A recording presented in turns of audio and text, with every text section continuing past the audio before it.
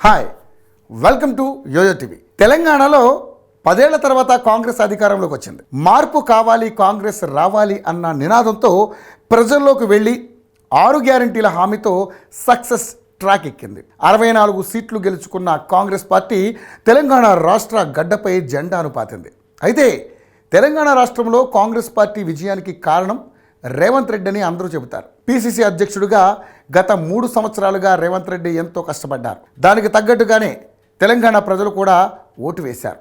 దీంతో తెలంగాణ రాష్ట్రంలో కాంగ్రెస్ పార్టీ అధికారంలోకి వచ్చింది. పార్టీ కోసం కష్టపడ్డ రేవంత్ రెడ్డికి ముఖ్యమంత్రి పదవి కూడా కట్టబెట్టింది సోనియమ్మ. అయితే రేవంత్ రెడ్డి తెలంగాణ ముఖ్యమంత్రి కావడంతో తెలంగాణ పిసిసి అధ్యక్ష పదవిలో కొత్త వారు వస్తారని ప్రచారం జరుగుతోంది.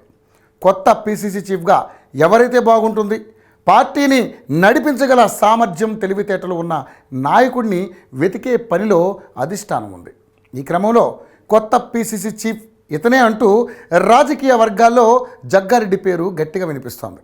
ఇందుకోసమే ఆయన ఈ నెల 10న ఢిల్లీ వెళ్లారని చెబుతున్నారు. వాస్తవంగా చెప్పాలంటే గత ఎన్నికల్లో ఓటమి పాలయ్యారు జగ్గారెడ్డి. సంగారెడ్డి భారత రాష్ట్ర సమితి పార్టీ అభ్యర్థి చేతిలో చిత్తుగా ఓడిపోయారు జగ్గారెడ్డి ఓడిపోయినప్పటికీ ఆయనకు తెలంగాణ వ్యాప్తంగా మంచి ఫాలోయింగ్ ఉంది. అలాగే రెడ్డి సామాజిక వర్గానికి చెందిన వ్యక్తిగా జగ్గారెడ్డికి మంచి గుర్తింపు కూడా ఉంది. భారత రాష్ట్ర సమితి పార్టీకి వ్యతిరేకంగా మొదటి నుంచి పోరాడిన వ్యక్తి. ముందు కాలంలో కూడా గులాబీ పార్టీపై విరుచుకుపడే తత్వం కూడా జగ్గారెడ్డి సొంతం. చాలా యాక్టివ్గా రాజకీయాలు చేస్తారు కాబట్టి. అంతేకాకుండా రాహుల్ చేసిన భారత్ జోడో యాత్రను సంగారెడ్డిలో విజయవంతం చేశారు. రాహుల్, సోనియా, ప్రియాంక గాంధీలతో సన్నిహిత సంబంధాలు కూడా కలిగి ఉన్నాయి. దీంతోపాటు ఎప్పటి నుంచో పిసిసి అధ్యక్ష పదవి కావాలని జగ్గారెడ్డి అడుగుతున్నారు.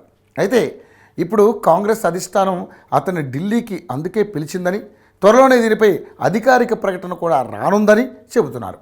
మరి ఇది ఎంతవరకు నిజమనేది తెలియాలంటే కొద్ది రోజులు వెయిట్ చేయాల్సిందే.